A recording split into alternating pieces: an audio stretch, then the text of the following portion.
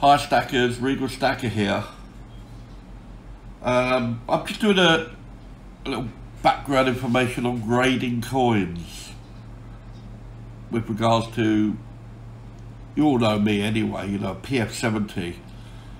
Unless it's a lot older coins, then, you know, I'll try and go for the top grades for my collection. But on the modern coins, anything modern coins, to me it has to be a PF70. You know, if I can't get one, a PF70, then, you know, I keep trying and I can't get one, then obviously you have to stick with a 69. But, you know, on the modern sovereigns I've had pretty good luck on that. So, now what I want to explain to you is the difference between a PF70 and a PF69, okay? So, you might think, well, there's not a lot of difference, you know. The PF70 is perfect, virtually, and the PF69 is not as perfect. Well, that does work, but if I show you, this is a 2016 sovereign, PF70 Ultra Cameo. There's a wicked witch in the west. So I'm going to show you what it says, the coin graders say about a PF70. So you'll be back in a minute. With regards to a MS or PF70, what it says on the NGC website is a coin with no post-production imperfections at 5 times magnification. So to the eye and to 5 times magnification, it's virtually a perfect coin. However, look at 10 times magnification, probably should be roughly the same, but there might be a few more little imperfections, but 5 times magnification is what they look at. And as an MSPF 69, a fully struck coin with nearly imperceivable imperfections. So there might be a little hairline, a little scratch, or not absolutely a perfect coin, but to the eye it will look exactly the same as a PF70, but under 5 times magnification it's not as good as a PF70. So that's the main difference. Yeah, so obviously you've just seen there that, you know, a PF70, a coin with no post-production imperfections at 5 times magnification. So obviously, you know, to the human eye, perfect. To 5 times magnification, perfect. So, you know, maybe at 10 times magnification, it might not be as perfect, but this is what buyers will be looking at.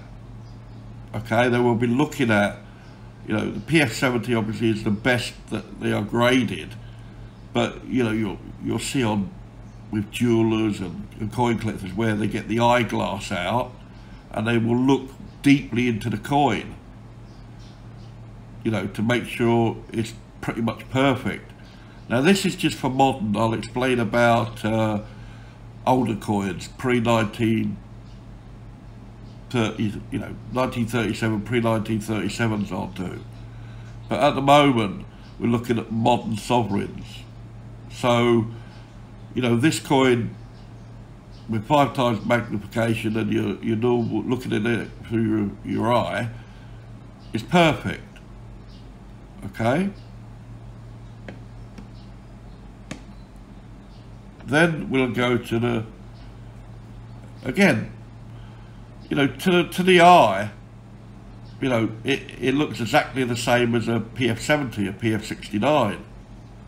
So if you look at that, you know, pretty good.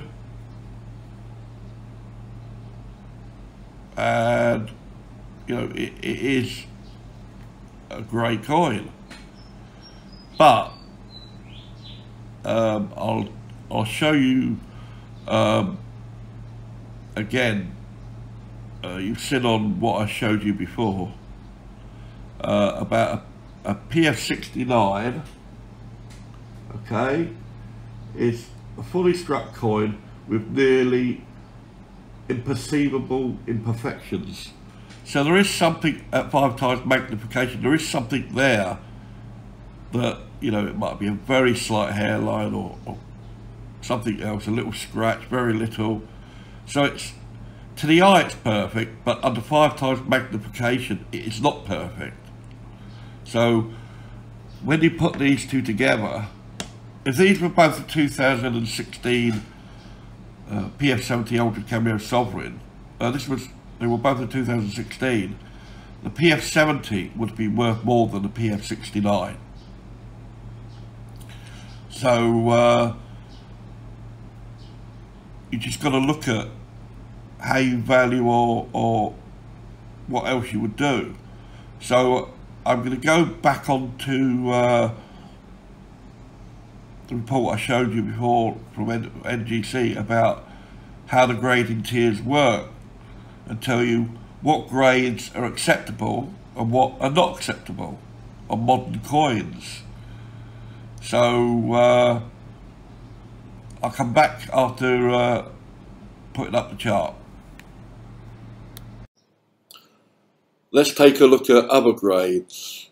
So obviously we've gone past through the MS and PF70 and MS and PF69. Let's look at the MS PF68. Very sharply struck with only minuscule imperfections. So it's actually, you know, pretty much near the top. But a 68, you know, on some modern coins, the older coins, that, you know, 1980, 1985, you know, would be okay.